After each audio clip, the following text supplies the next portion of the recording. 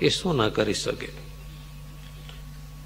ગોપીઓના જેવી પ્રેમ લક્ષણા ભક્તિ હોય તો એને સર્વ સાધનો સંપૂર્ણ થઈ જાય છે.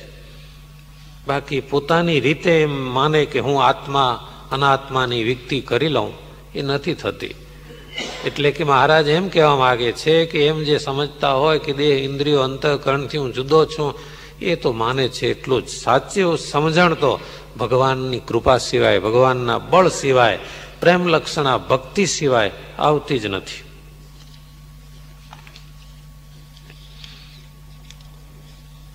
માટે ભગવાનના ભક્તે બીજી સાધનોના બળ તજીને ઉપાસનાનું જ બળ રાખવું. અરે ભક્ત હોય એ તો એમ સમજે ગમે એવો પાપી હોય, ગમે તેવો પાપી હોય, પણ અંત સમયે જો સ્વામિનારાયણ એવા નામનું ઉચ્ચારણ થાય તો સર્વ પાપથી છૂટી બ્રહ્મ મહોલમાં નિવાસ કરે છે. તો ભગવાનના ભક્ત હોય એ ભગવાનના ધામને પામે, એમાં શું સંશય છે? આવું મહાત્મા સમજે તો દિવસે દિવસે એ ભક્ત વૃદ્ધિ પામતો જાય છે. કેવી નિષ્ઠા જોઈએ! કેટલી વાર આપણે કથા સાંભળી ગયા છીએ કે ભાગવતમાં કે અજામિલે અંતકાળે નારાયણનું નામ લીધું, એનું કામ થઈ ગયું. વડોદરાની એક ઘટના છે, શ્રીજી મહારાજ છતાંની કોઈ ભક્તને ઘેર સંતો પધરામણી ગયા. 5 સંતો હતા, સાથે 5-10 ભક્તોય હતા. સંતોએ કીર્તનનું પદ ગાયું, રે સગપણ હરિવરનું સાચું. બીજું સર્વે ક્ષણભંગુર કાચું, રે સગપણ હરિવરનું સાચું.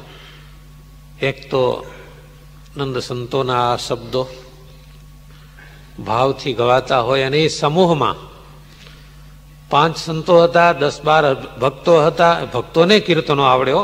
ઘણાને ઘેર પધરાવણી સંતો જાય ને ત્યારે આમ ભક્તો આમ બેસી રહે, કીર્તન બોલવા એ તો સાધુનું કામ, આપણું નહીં.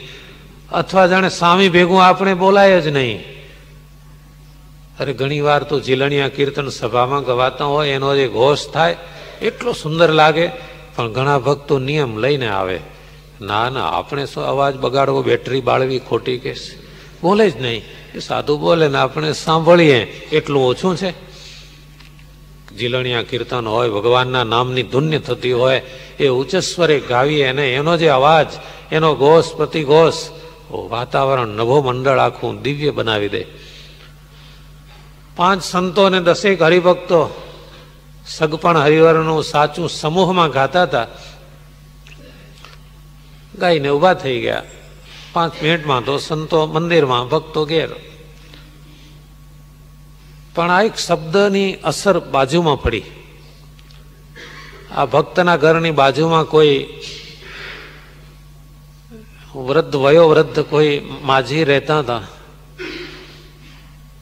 અને આખી જિંદગી એનો શોખ ગાવાનો, ગરબા ગવરાવવાનો, અને લગ્નમાં ફટાણા ગવરાવવાનો, અને આવો બધો એને બહુ શોખ. ઘણા ડોસીઓને એવું હોય છે, કીર્તન એકે ના આવડે પણ ફટાણા ઢગલો આવડે, પ્રેક્ટિસ આખી જિંદગીની. હવે એમાં શબ્દો સંતોના કાને પડી ગયા, સગપણ હરિવરનું સાચું.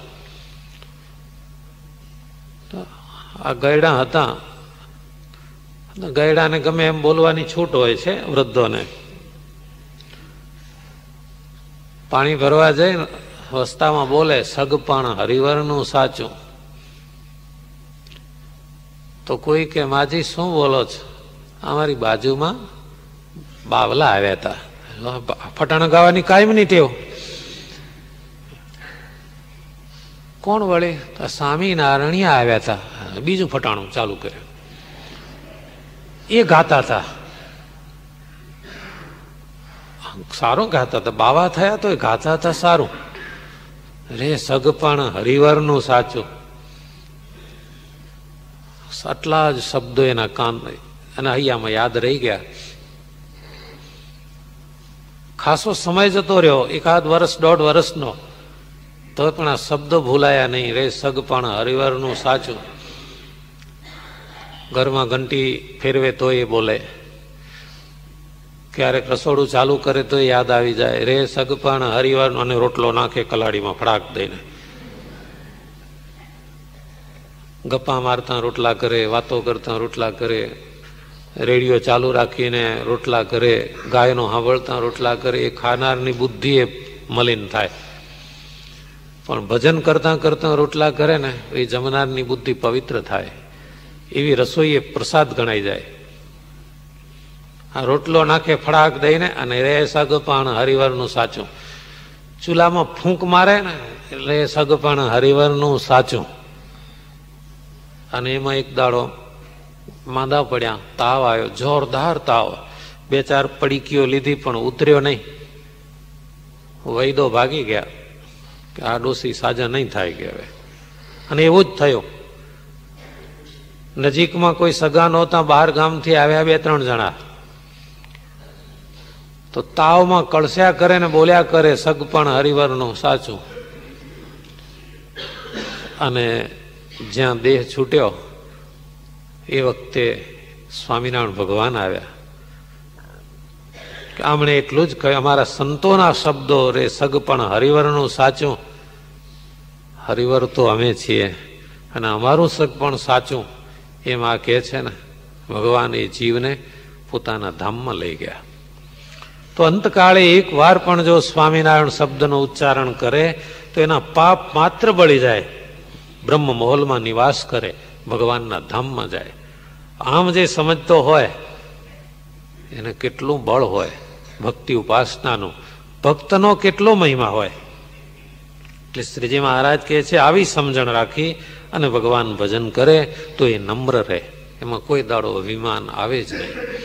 આત્મા અનાત્માની વિકતિની એને કોઈ ચિંતા જ ન રહે. આપોઆપ એને સમજાઈ જાય કે ઇન્દ્રિયો અંતઃકરણથી હું અલગ છું.